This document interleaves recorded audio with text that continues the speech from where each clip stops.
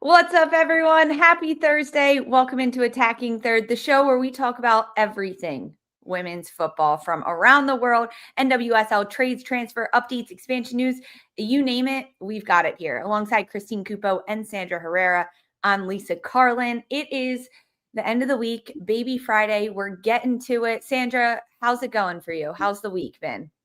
Can't complain. Lots of good things going on. Just a very chill week with nothing happening at all. That's what we all love. I'm just kidding. Too much is happening. Everything is happening. And of course, we're going to do our best to talk about some of it here. Can't wait to get into it with y'all. Chris, what's up? I'm gonna be honest with you. You said Baby Friday, and I was like, it's not Thursday. It is Thursday, It folks. is So, Thursday. I'm obviously on sharp as a tack here. Happy to be with y'all, and definitely gonna get my brain cells in order. They're just gonna click clack their way through this show. Christine, I feel like our brain cells together are on a beach somewhere, perhaps with Darian, drinking a nice mojito, enjoying the sunshine. We miss her. She'll be back soon. But I've been on Morning Footy a couple times this week, which is the morning show at Galazzo Network. Go check it out on Paramount Plus and Galazzo Network. So my wake up times this week have been all over the place, like a couple 5 a.m. wake ups and then like 9 a.m. wake ups. My schedule is all out of whack this week. I am But all over the have you place. climbed that mountain on 45 minutes of sleep? Because I did. Well, Monday I got to do footy and then right into attacking third, which I know you've done that too.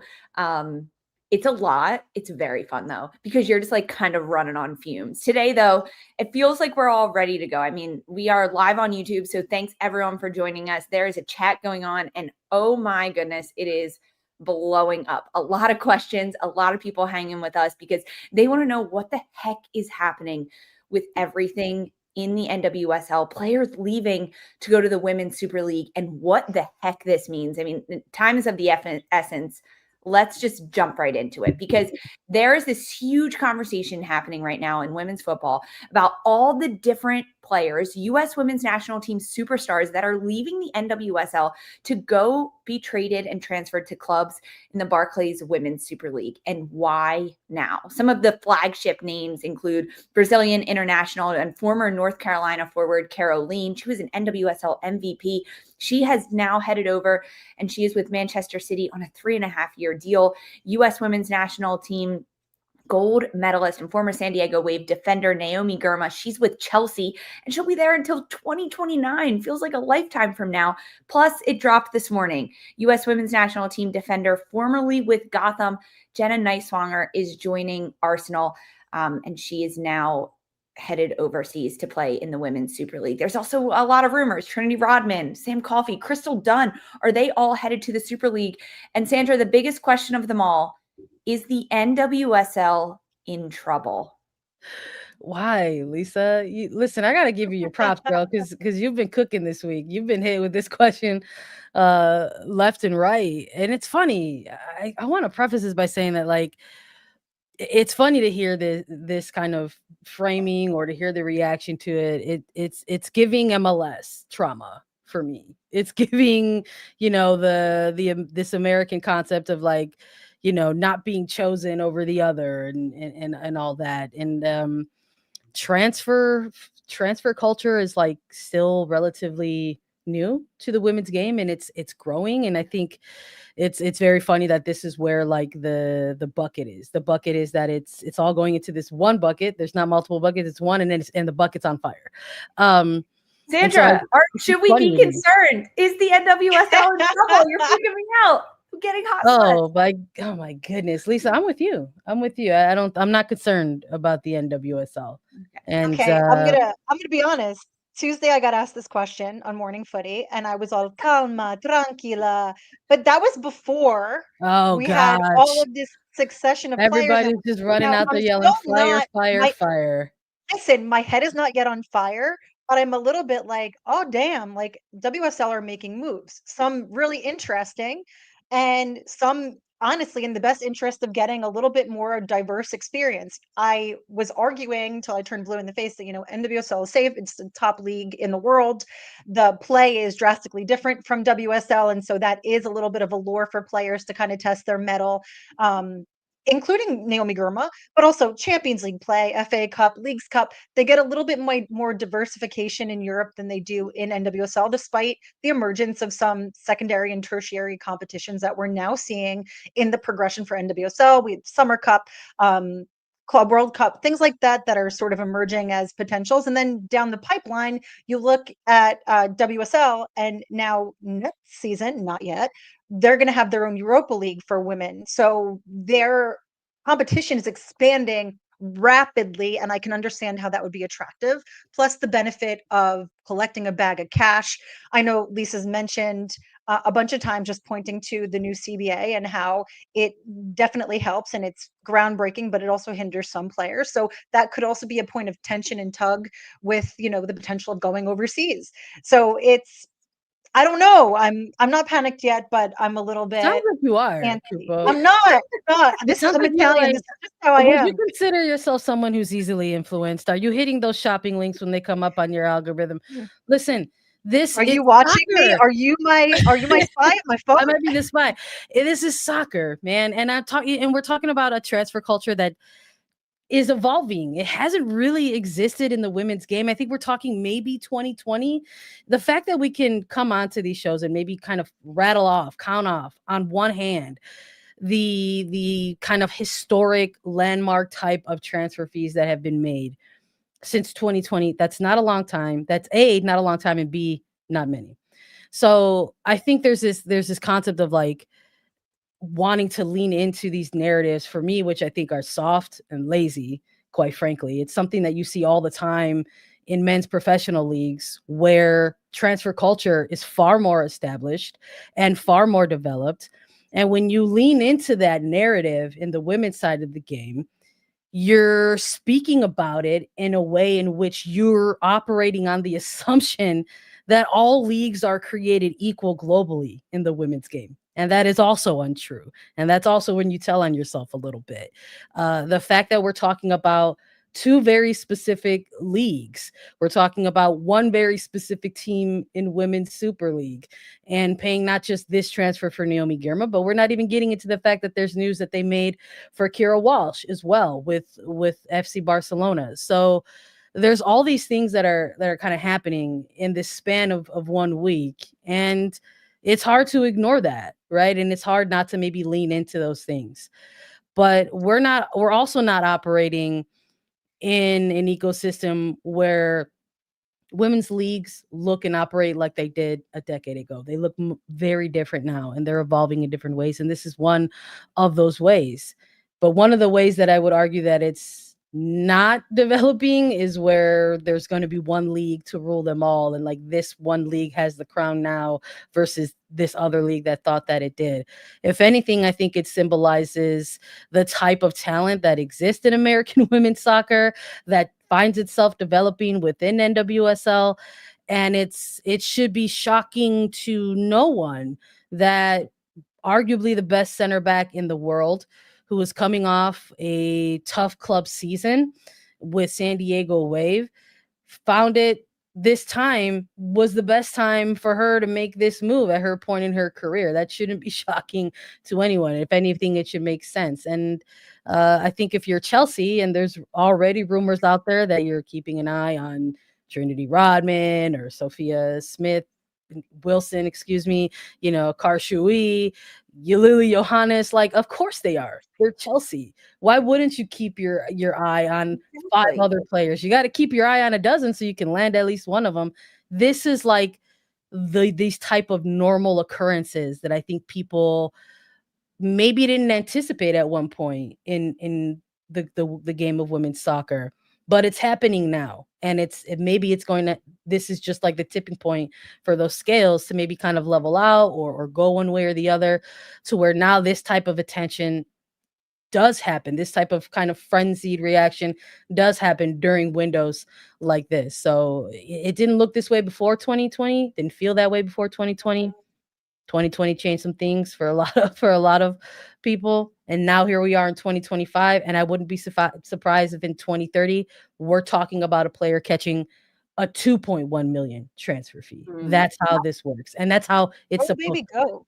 honestly, before that too, right? I could see that happening before. You also, guys, think of it from the player's perspective. If you are a player and you just want to go freaking win a couple of trophies, I'm going to Chelsea. That is like, there's an element of the epitome of just winning, right? They are gunning for their sixth straight WSL trophy this year. They're looking to compete in Champions League, and there's a change of pace. There's a change of scenery. Plus, you're probably going to get paid a little bit more going overseas to England. Sandra, you're alluding a lot to 2020 and what happened. That was when there was a huge wave of players from U.S. women's national team going from the NWSL overseas. You look at Sam Mewis, Rose Lavelle, Tobin Heath, Kristen Press. These are all superstar names that went over there. They also came back, but things look a little different now because we're seeing players like Naomi Girma sign a 4.5-year deal. That is through the next World Cup. That is into 2029. And that is a really, really long term. That's a really long contract. There has to be the element, and people in our chat are asking this, on socials we're seeing it. How much influence does Emma Hayes, the new U.S. women's national team head coach, have in this? She came from Chelsea. She came from the Super League, and she said, I think I want players to go there. They should get experience. They should go out there. So how much influence does Hayes have on this? I'm going to call it an exodus of U.S. players going overseas. I'm adding fuel to the fire. I got two easily influenced people on this show now. I know. I got it locked and loaded, this answer. Go ahead, Sandra. Well, first of all, she's right. Like, Emma Hayes is correct. Like, I'm gonna always want to see this type of stuff happen for women's soccer. I'm gonna want to see there be player movement. I'm gonna want to see players experience things in different leagues and how that benefits them, not only in their professional careers, but how we see that stuff come to life in international play. But yeah, I think that's part of what comes with this. I mean, you go and get your leading candidate in Emma Hayes to run this program for U.S. soccer, and naturally there's going to be influence there. I mean, and that's an open secret at this point. I mean, when you've got players and coach who are saying that they have good relationship, that there's a lot of trust there, that there's almost an open door policy. If players have questions about potentially playing overseas, it's foolish to operate under the assumption that they are not going to ask those questions of one of their head coach for the national team. So I think if people are worried about that, I think you have to recognize the fact that was maybe always going to be one of these caveats of having a coach like Emma Hayes in the role. And I also think it's kind of like foolish a little bit too. Again, it's just I'm very pro player movement, so I'm here for it. I think that the impact that Emma's having isn't necessarily on her sort of directive, which I think people are alluding to, especially fans being like, oh, Emma's telling these players to go abroad. I think the impact that we're actually seeing is on other coaches abroad that are now turning their head towards American players, because Emma is someone who is one of the best, if not the best women's manager globally, with this record of success that they respect. And so her eye is respected. And so her working with the national team has now illuminated and shined a brighter light on a lot of American players that you wouldn't have normally seen. So I think that there's been a shift more in scouting from England. And so I think that that's been an aid. I don't think that it's like Emma nudging them like, go to England, it's better play, because we do know that Emma's in the same camp as a lot of other England coaches where they're saying, you know, NWSL is like Champions League every single week. Right. The level of play is leaps and bounds higher. And so, yes, for the diversity and experience, you can go play in WSL, play Champions League, play in inevitable formation of Europa League. However, it's going to be a different sort of tactical skill you pick up, not it's apples to oranges to what NWSL offers. Hands down. There's pros and cons to each league across the board. The parity in the NWSL is insane. As you just said, Christine, it is Champions League every single week. You don't know what's going to happen. However, you go to WSL, then you are competing in Champions League, and you are going up against opposition that you're going to most likely see in the World Cup, right? Because there's a lot more of that happening. That was one of the things Caroline talked about before she went and signed with City. She said, I want to be going up against center backs that I'm going to see in the World Cup come 2027 in Brazil. That's who she wants to go against. There's nothing wrong with that either. There's nothing wrong with it. This is growth. This is good for the sport.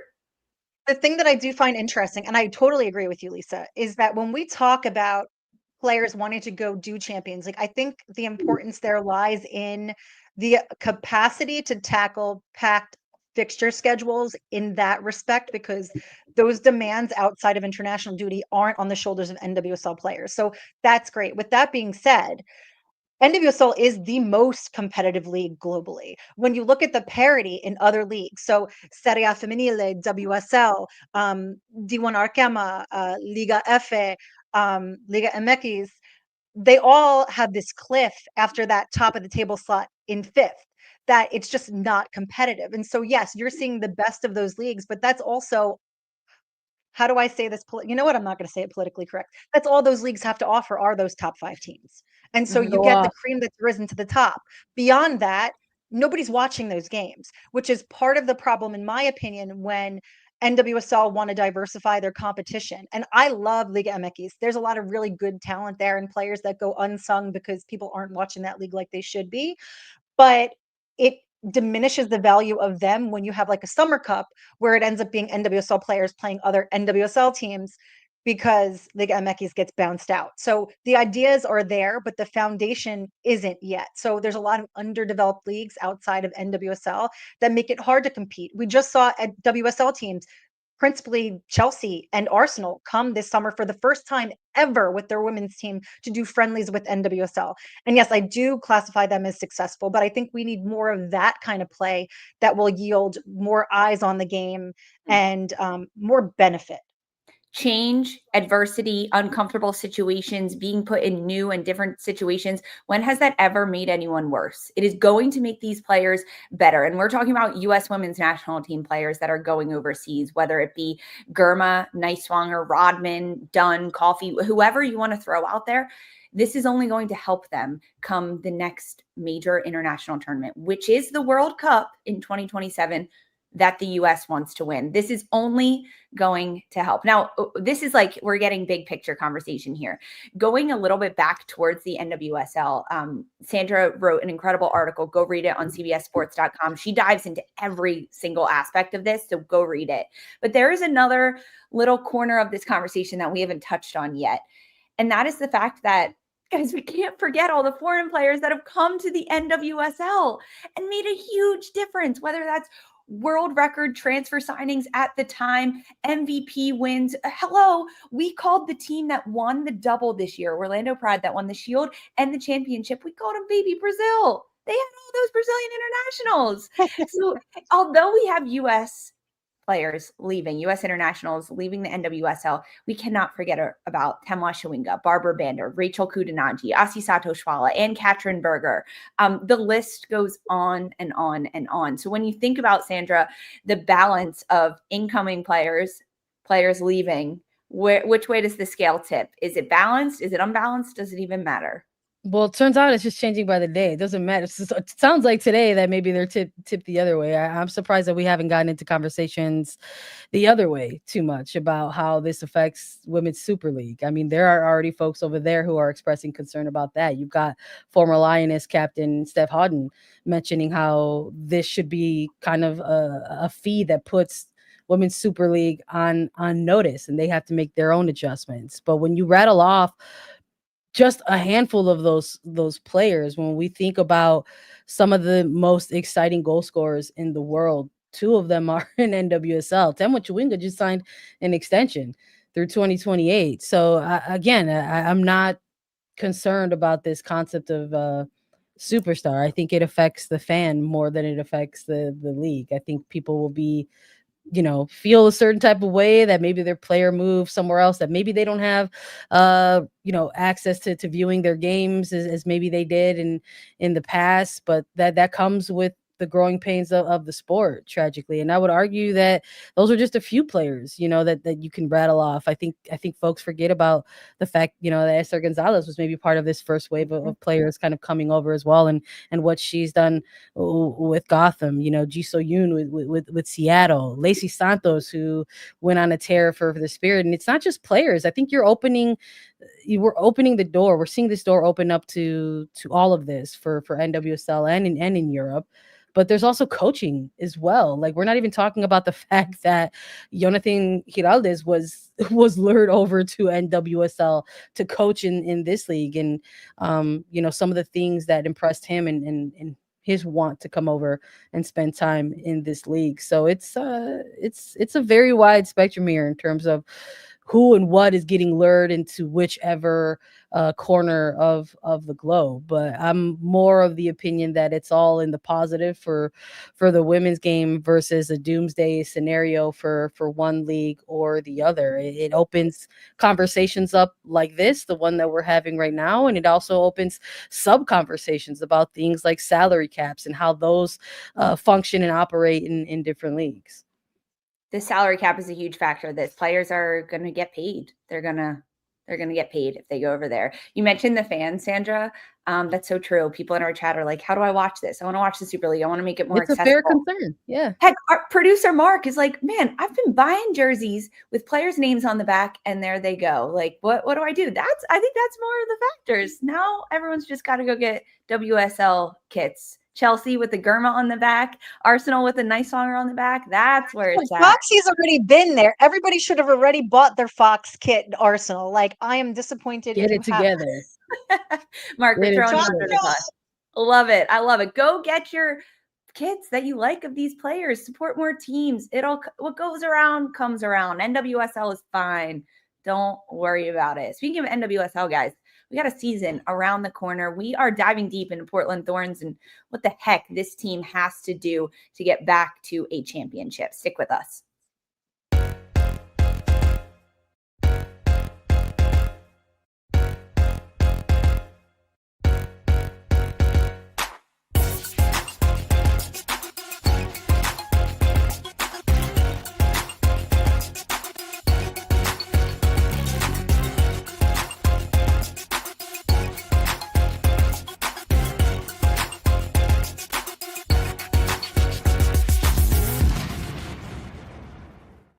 Hey everyone, welcome back to Attacking Third. There have been a lot of trades and transfers and things that have happened. Let's give you the roundup. Free agency, trades, and contract updates that have happened. It dropped this morning officially. U.S. Women's National Team and Gotham defender Jenna Nighswonger is transferring to Arsenal. We just touched on it in the previous segment, but this is a really big deal. Christine, I'm going to toss this one to you.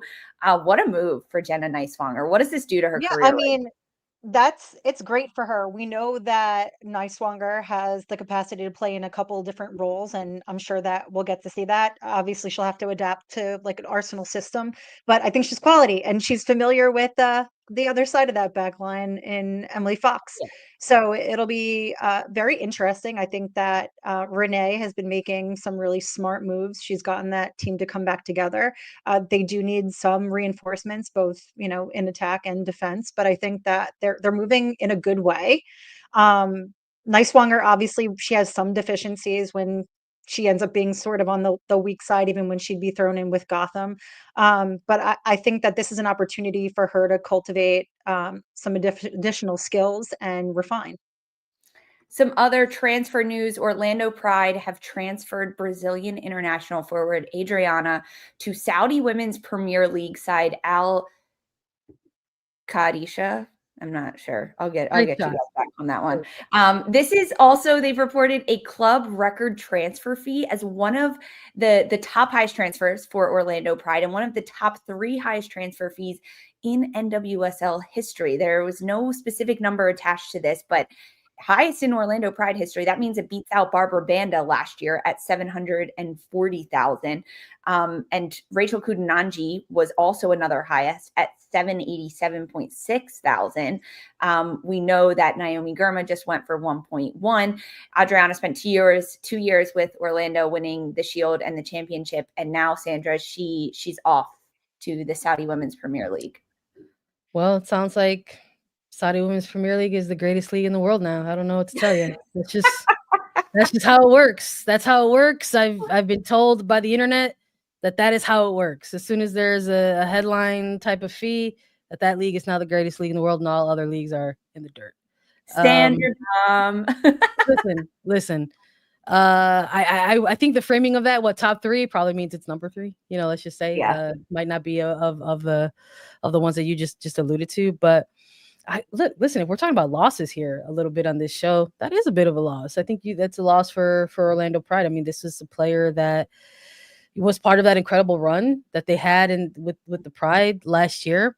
And I would argue that one of those players that became that type of champagne problem kind of player. At some point, I think we all were looking at Orlando, and you have to wonder how much of this is going to be sustainable moving forward, because you had so many good pieces, and that's a difficult job as a coaching staff to say, this is the player that's going to start, this is the player that's going to come off of the bench. And Adriana, I think at times became that player. We saw a lot of rotation at certain points, whether it was Adriana, Angelina, McCutcheon, Summer Yates, how are they going to rotate and balance a long season, potential injuries, things like that. And this is coming by way a little bit of player request as well. That was reported as well. So some efforts here, it sounds like, on all parties to honor that request. But it's a bit of a loss for Orlando, who are going to try to run it back in 2025. So we'll see how that looks and plays out tactically moving forward. Personally, I'm very sad that Adriana is leaving the NWSL. That's a bummer.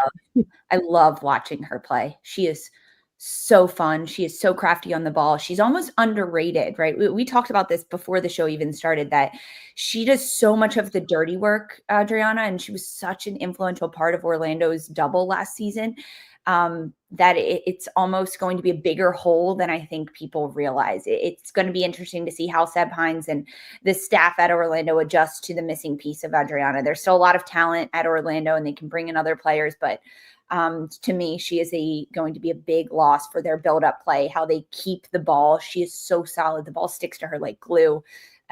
It's sad, personally, as like a fan of watching her play. I'm sad about this one, because not quite sure I have room on my plate for the Saudi Women's Premier League next season. So we'll see.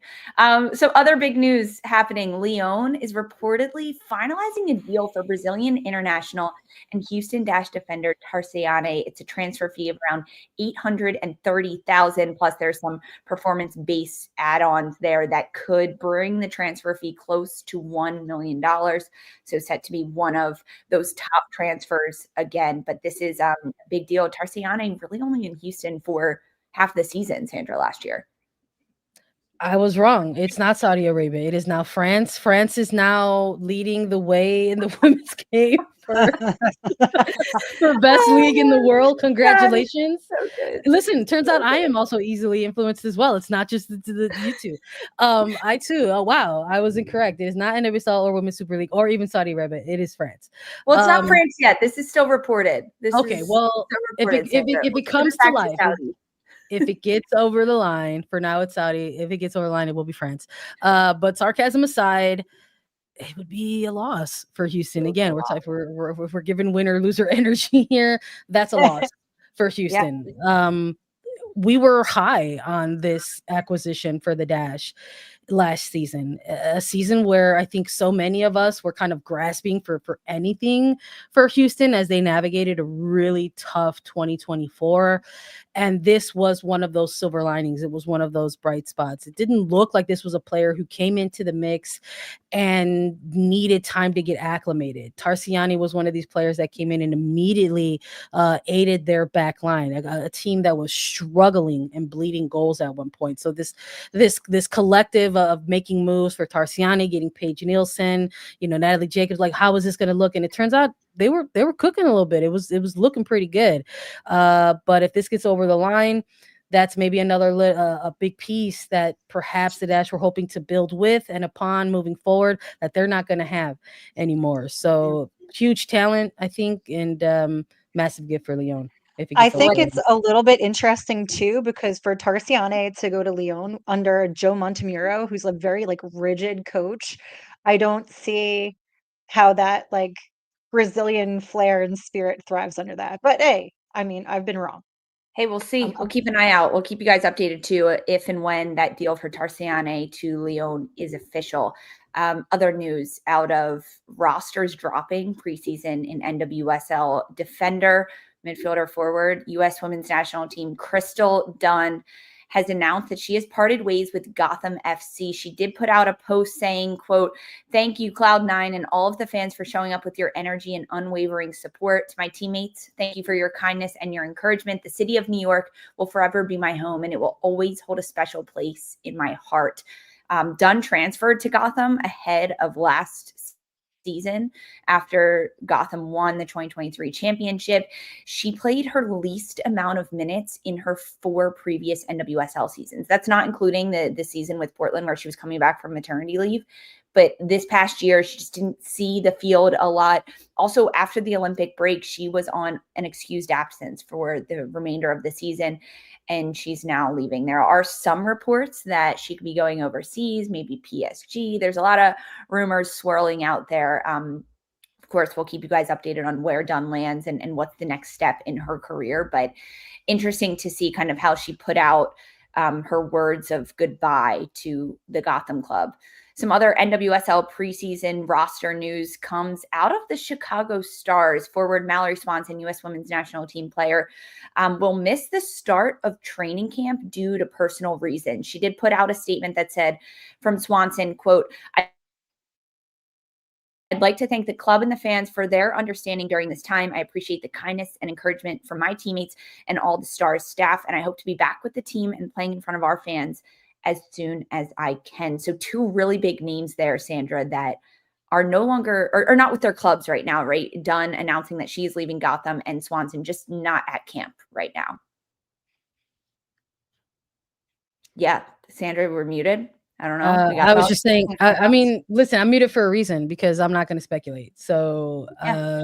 it got put out that she's going to join preseason at a later time, and she's missing out the beginning of it for personal reasons, and that's And what it that's is. that. I That's think that. I think folks want to, even like with Crystal Dunn, I think folks want to, speculate a little bit there. I think, but you're right, Lisa. Sometimes words can be intentional. And people are going to note the fact that in a farewell like that from Dunn, that there's no thinking of the club, there's no thinking of the coaches, and folks are going to read that and question about that. So I guess it's back to France, huh? France is going to be the best league, I guess. It's Rumors. the best league. It's I'm apparently sorry, but every time somebody Yeah. says France, that meme plays in my head, and I had to get that out. Guys, it's not all sad news. It's not all goodbyes. We have a couple players that are sticking around. The MVP of last year, Kansas City Currents forward Temwa Chawinga. She signs an extension with the Current through 2028. She's sticking in the NWSL and with Kansas City. Great to see. Also, that's happening on the West Coast as well. Angel City FC, they extend the contracts of forward Alyssa Thompson and her sister defender Giselle Thompson through 2028. Those players are all sticking around. Okay, countdown is on to the 2025 NWSL season. We are doing team by team, going through everything that needs to happen. We've worked our way from the bottom of the standings last year to the top. Right now, we get to talk about the Portland Thorns. They finished in 6th place in 2024 at the end of the campaign. They did make it to the postseason. They had 34 points, 10 wins, 4 draws, 12 losses, and holy cow, buckle up. It was a roller coaster of a season for Thorns.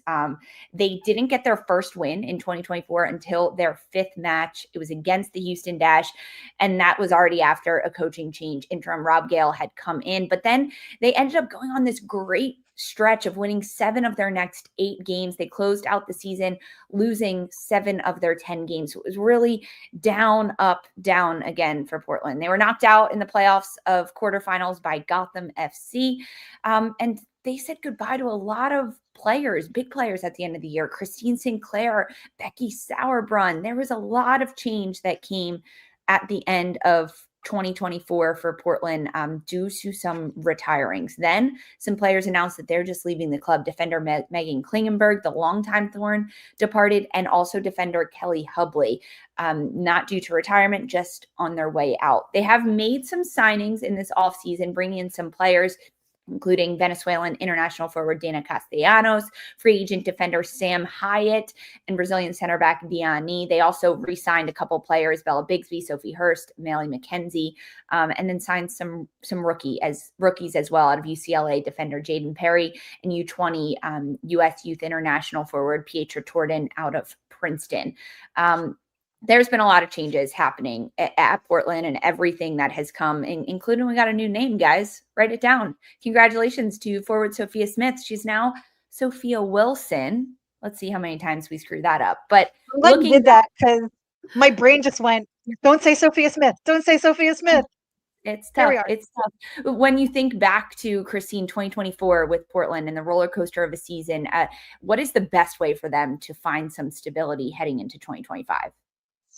They had really a lot of problems just like getting shots off, but also kind of locking up in the midfield where when you did have a healthy Sophia Wilson, she was isolated. So that was one of their big challenges, that, and like they sort of fixed things as they went, but there wasn't any consistency. That was the other issue. And I know, having spoken to Rob Gale over the course of the season more than a few times, some of it was injury, some of it, international duty. He was trying to get his feet under him as first interim and then eventually like full-time coach.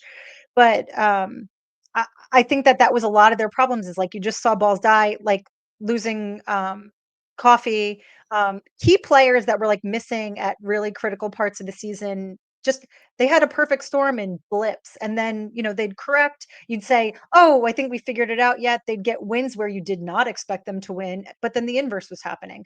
So I think a little bit of leadership, a little bit more galvanizing of the team, but like also work in the midfield, getting shots off, being more clinical, were above and among their chief issues. Sandra, when you think about the next step for Portland and some of the players that they've already brought in, right? Dana Castellanos, some of these young rookies, is this what is necessary for Portland? Any other acquisitions, whether it's free agents list? And they have some defensive holes that they need to fill, losing Klingenberg, Hubley, and Sauerbrunn. Personnel-wise, who do you want to see or could be a good fit at Portland? I mean, they need work. Looking at their preseason roster, I would like to have seen some more defenders for them, but maybe that's what preseason is for. Maybe they're going to find their answers during this time and make some additional signings. But I don't think you can look at the 2024 season and say that it was one of success for the Thorns. It was strange. I mean, I remember when we had Megan Klingenberg on Attacking Third, and we had a great interview with her, and she mentioned that the season was just a weird season. First year that the league is an expanded playoff format, and when you think about it in that sense, that's how they got in.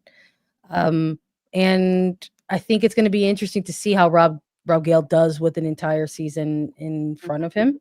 Got brought into the interim role at one point, and turned things around for like a 6-week stretch, and it was enough to give him full reign of the team, and then they floundered again. So it's almost like not only did he come in the second half of the season, but then he had a second half of the season that was split again because there were results and then there were no results. They struggled to pick up wins.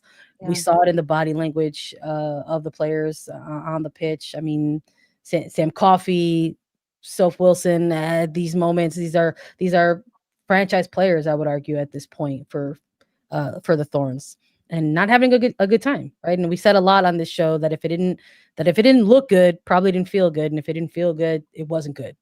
And so I think those are huge holes. Hubley, Klingenberg, Sauerbrunn, who's going to step up? I think maybe they take a look at a player like Reina Reyes, and maybe she's someone that they continue to build with and around on that back line. Maybe they're going to hope that she takes another step in her development. But I think you you also look at that back net and wonder where things are going to go there. Bella Bixby's working her way back from, missing out last season, with pregnancy. So I think there's still a lot of question marks for Portland in terms of who they're going to be in 2025. And I think that is the biggest question. And it's a question that largely lies with Rob Gale and how he's actually going to utilize an entire season in front of him. I think that Rob's issues, though, too, Sandra, just to build off of that, were not just with what he needed to do tactically, with, getting his bearings about him in terms of just like being a coach, without having to write, I'm not an assistant, I'm the guy they're looking to now, is that, Portland also had, and maybe this is now to be looked at as a luxury in sporting organizations, but NWSL specifically, is they had to deal with a bunch of front office issues too, with ownership. This sort of untenuous path that they had where, they did have people exit the organization at one point. Rob Gale had told us that, he was clipping his own film. Not all the teams in NWSL do have somebody devoted to being like their film assistant, but Portland did have that. So, he was also running that and clipping that on his own. The feeling that they were sort of second to their now, I guess, parents in terms of like focus on basketball rather than soccer and them feeling like a priority. I think there were a lot of things that Thorns are working through or had been working through that I hope are resolved before they enter this season, where Rob Gale feels fully supported and they have everything at their disposal that they need to be successful. My biggest concern for Portland this year is leadership and almost maturity, I want to say, because you lose so much when you retire players like Christine Sinclair and Becky Sauerbrunn, who have been the captains, the leaders, the stalwarts, the backbone of this Portland side for years. And you also have a head coach that is still trying to find his footing in a sense, or find his dominance in coaching in this league. Because of last season, I can't imagine his confidence is flying as high as it could be heading into the 2025 season. And you then lose the stability of players that have been through ups and downs and understand things. Even Megan Klingenberg, right? Like, she's been with the Thorns and NWSL in the club for so long. That leadership to me is an intangible that you don't get in no matter how many talented players you sign. And who's going to step up? Who is going to take on a leadership and a role like that with this club to just own it? I think that there are some prospects. I could see Sam Coffey stepping into a much more of a leadership role this year, but she's also, right, reports of leaving. Who knows if that's going to happen? Yeah. There's still a lot of question marks in terms of how they do on the pitch. A lot of it's going to fall to leadership and maturity and veteran ability of this team. But I'm excited to see the young players develop and grow in the NWSL. We got Peyton Linehan, who came in last year to the Thorns and made an immediate impact, scoring in her debut, but then had a little bit of a setback. How is she going to grow? I also think Raylan Turner could be a big asset to this forward group and moving forward, scoring goals. But one player that has been with the Thorns is still so young, crazy to think about, that I just am manifesting a huge year. Olivia Moultrie. This is her year. This is Moultrie's year to take the midfield, to take her game to the next level. She's got all the space. I'm talking roster space. I'm talking space on the pitch. I'm talking space in her mind to grow, to be the next player, to implement herself, not only as a stalwart in Portland's midfield, as someone who connects the back lines, who contributes going forward, who can create chances for herself, for others around her. It is Olivia Moultrie's year. I want so much for her, and that will then trickle down into the international game with the US. But for me, those are kind of the biggest areas I'm looking at: leadership, maturity, and then which of these young players is just going to take the game this year and say, it's mine, I own it. Do you think it could be Moultrie, or is she still too young, do you think, to take up that mantle?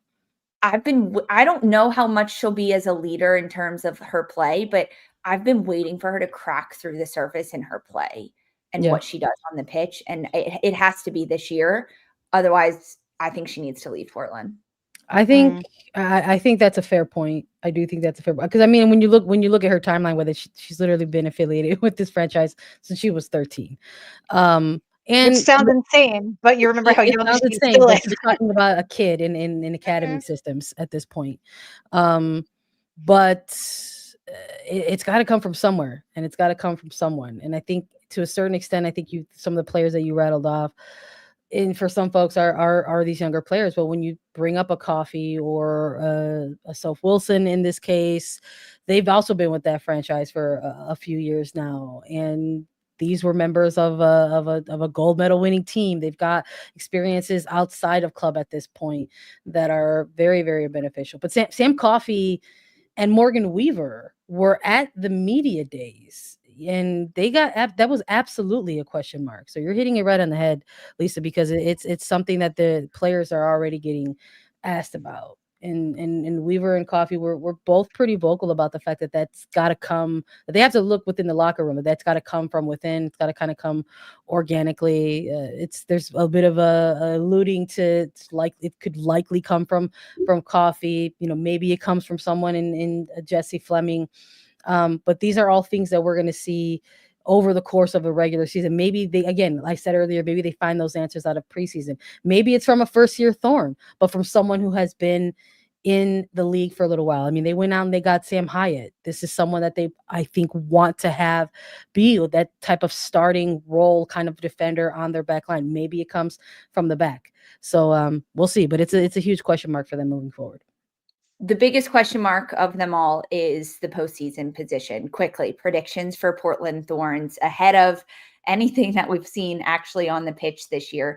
Do the Portland Thorns make the playoffs again in 2025 for what would be their 9th straight season? Christine? Yes, no, maybe so?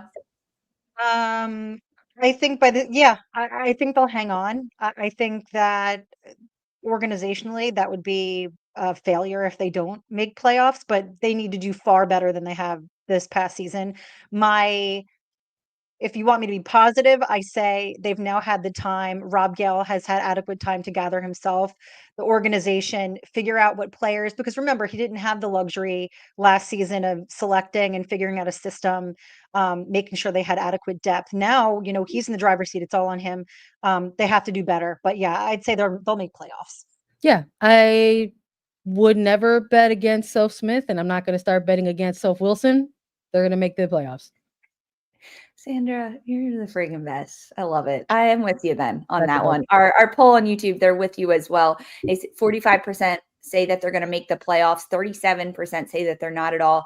13% say that they'll make a deep playoff run, and 3% say they'll win the title. I don't know math, so let's see if Mark made that up. Don't go anywhere, guys. More Attacking Third coming up next.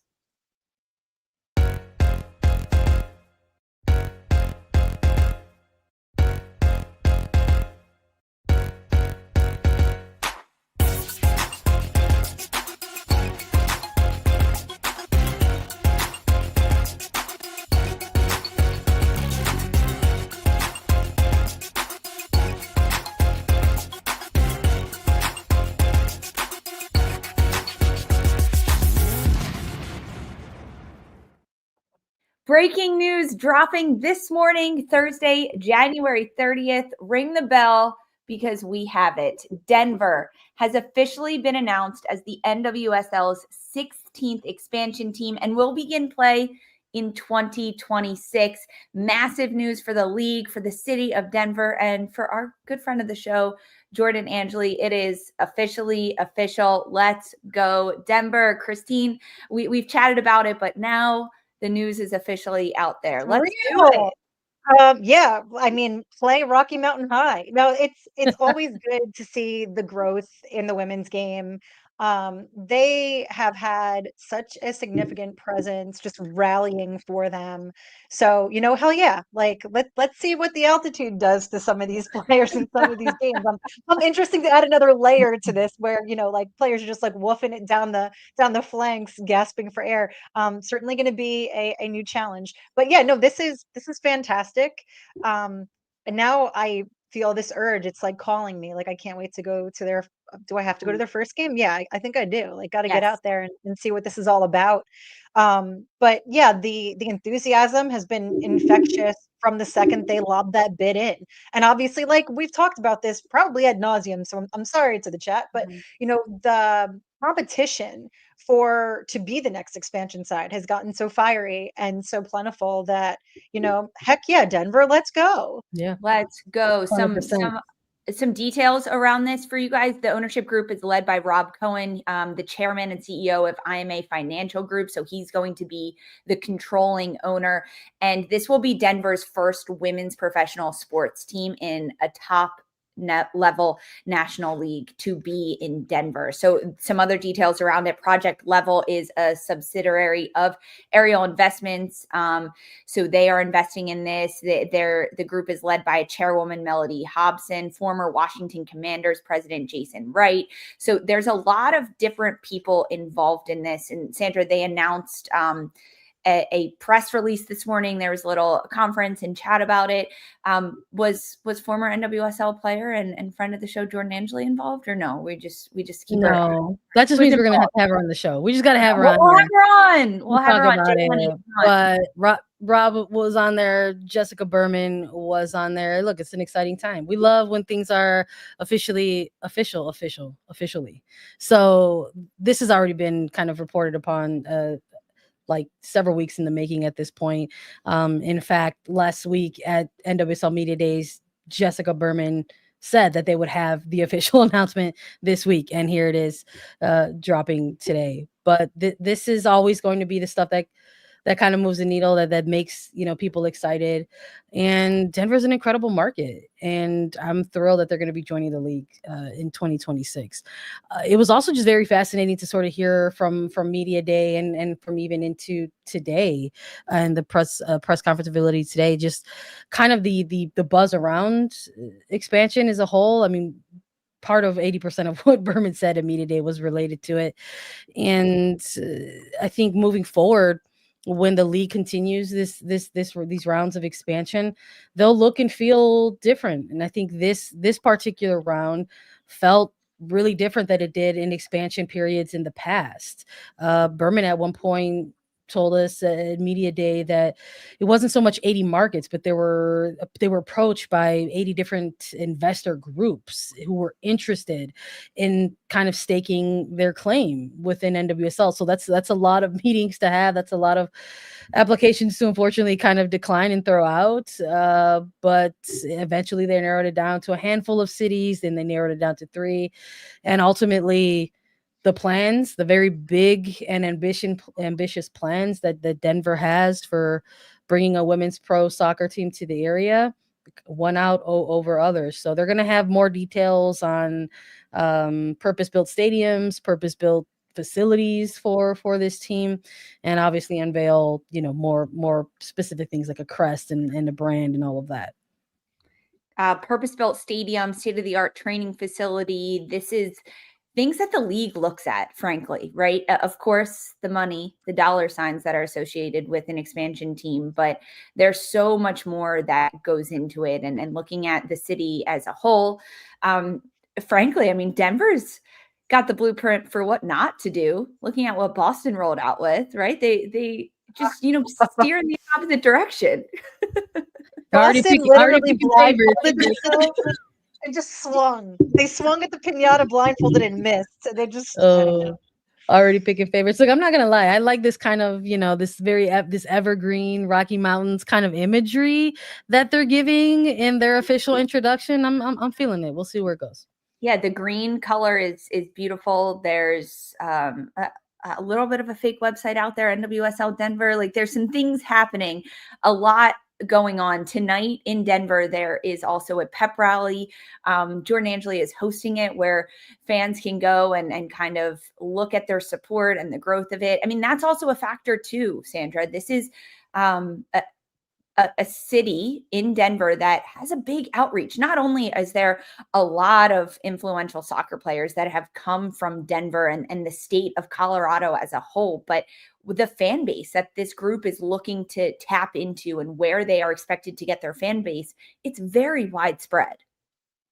Yeah, absolutely. Rob Cohen actually kind of got pitched at that first question in the press conference about it, just how they're going to build out some of these things. And they're looking beyond Colorado, honestly. They're like, there's a lot of space here regionally that they plan on tapping into. They obviously want to work closely still with the For Denver FC initiative, this grassroots movement that really kind of helped bring in these type of investors and ownership group to kind of make this come to life.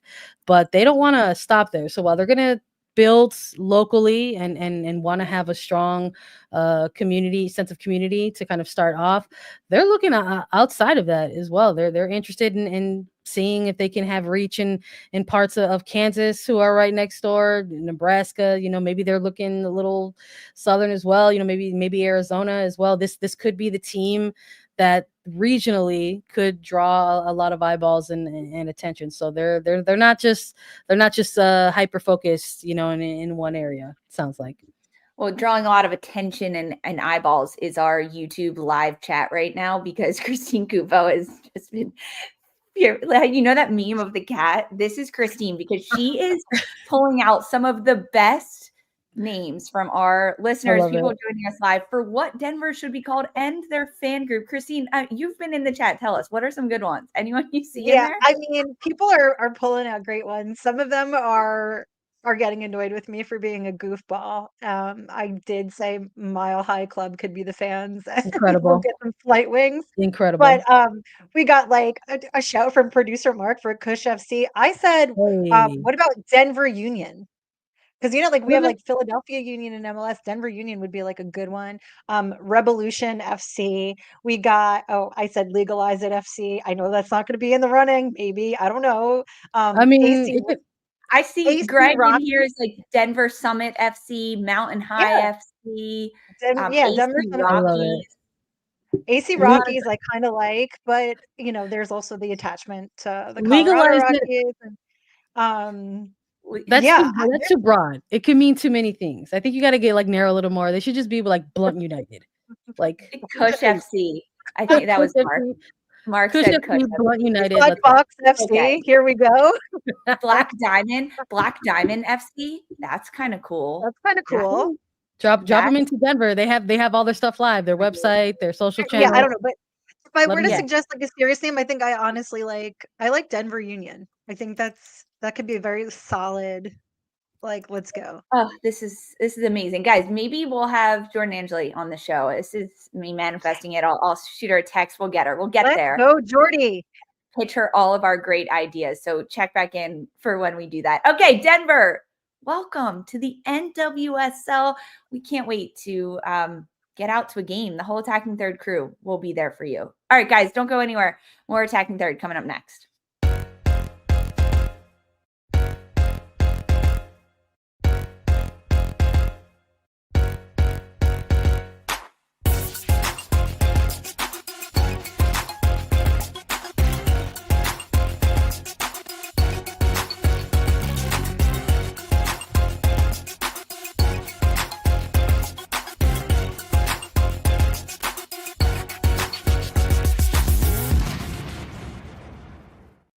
Hey, welcome back to Attacking Third. Big weekend coming up in the Barclays Women's Super League. All games are slated for Sunday, February 2nd. So settle in, get your multiple screens ready for viewing, because it all kicks off at 9 a.m. Eastern time. Everton against Leicester City. Also Liverpool against West Ham, and Brighton against Crystal Palace. That's 9 a.m. Eastern. Then you get a 30-minute break before another kickoff. Villa against Chelsea, 9:30 Eastern. And then Tottenham against Manchester United at 1:45 p.m. Eastern time. Settle in, get your coffee, get your caffeine, get your beverage of choice, and set your alarm for 6:55 a.m. Eastern time, because the match of the weekend kicks off at 7 a.m. It is Manchester City against Arsenal. This is it, the gauntlet of it all, because City currently sit in third place, 25 points. And after last weekend, Arsenal dropped to fourth place, just 24 points. We got to see the debut of Brazilian international Carolin last week for City. Will we see her again this week against Arsenal? Will she get more time? Maybe a start? I don't think a start. But let's look at Arsenal a little bit, Christine, because they need to bounce back. Last week was their chance to shine, and they fell 1-0 to Chelsea on a penalty kick, and they've dropped to 4th. So much is riding on this game against City. Yeah, I mean, right now they're still in much better form than City have been. They were riding on a win streak, or rather a lossless streak, up until that Chelsea match.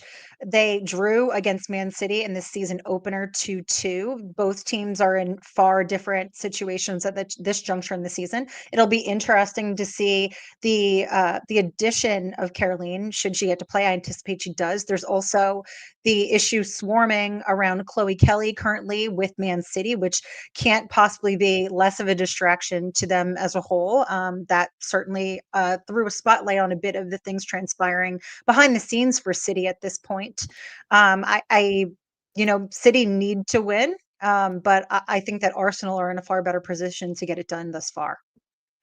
Sandra, when you take a look at this matchup, what stands out to you? Personnel, people, points, matchups, anything that draws your eye? I mean, just like the high stakes of it all, I think you set it up pretty perfectly. This is just one of these things where it almost sort of feels like, is this going to be the game where someone ultimately knocks someone out, like completely in hypothetical theory of chasing this league down? And so it is pretty high stakes. You don't want to say it's the end all be all, but sitting 3 and 4, I kind of think it adds to that layer a little bit. Obviously, the news of Chloe Kelly as well, her feeling obviously pushed to a point to where she has to speak out about the conditions and her feelings about kind of operating in this window with Man City. You have to wonder if that's something that's going to be motivating for players on a personal level. We'll see how that all plays out, but I think as far as just two teams who find themselves in very specific areas of the table at this very specific time of the season, you got to come out of here with a win if you're either or. A big win needs to be on the horizon. I agree completely, right? You got Champions League play on the line here for both of these clubs looking to get in the top position. I am actually so excited for this match because I love it. I think there's been a lot of conversation around what's happening at City. There's a lot of conversation around Chloe Kelly. She came out and made statements, the English international, saying that it's been tough for her and she is looking at a move and where she could potentially go.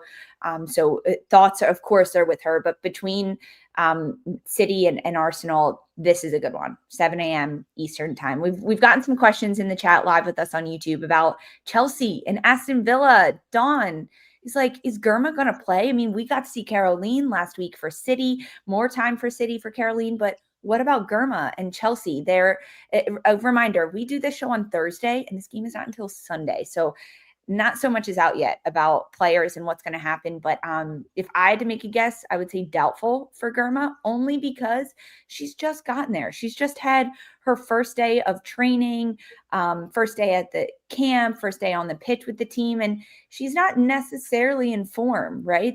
She hasn't played a game since the end of the fall last year. Any speculation from you guys, if you were to guess, if we see Girma this weekend? Any ideas?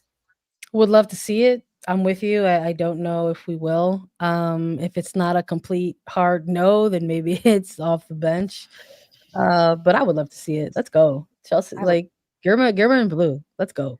I would love to see it. She did say, there's a quote from Girma from Chelsea and their pressers just yesterday, I believe, saying, quote, "I'm feeling good. I'm working towards being fully fit, I'm working towards feeling fully fit, but the team here have been great, making sure I have a plan for me to get back quickly and safely too." So I would say probably if we see minutes from Girma, it will be limited. It all starts WSL Sunday morning, 7 a.m. with City against Arsenal. Whoa, big show from us today, from the fam. Thanks, guys. Thanks for rocking with us. Thanks for joining us on YouTube if you're with us. Listening as a pod, we so appreciate it. And watching on Golazo Network. Thanks, guys. Final thoughts, Christine? Anything else from you to the chat, from you to the people? I'm just giving them our thanks right now in the chat. I really do feel like the cat meme today. I've been like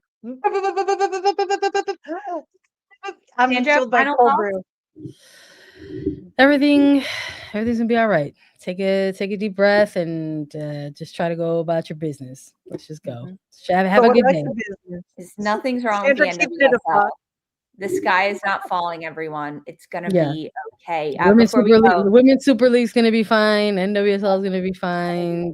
Saudi you know. Pro to the moon. That's it. That's right. Here we are. Guys, thanks for rocking with us. We so appreciate it. We will see you Monday, 11 a.m. Eastern, right here on YouTube. Back as a podcast, back on Golazo Network, and we're around all weekend on socials. Hit us up with your questions, with your thoughts, your comments, and your name suggestions for Denver and the newest NWSL team. Have a wonderful weekend, everyone. We'll see you Monday. For Christine, Sandra, Mark, I'm Lisa. This was Attacking Third.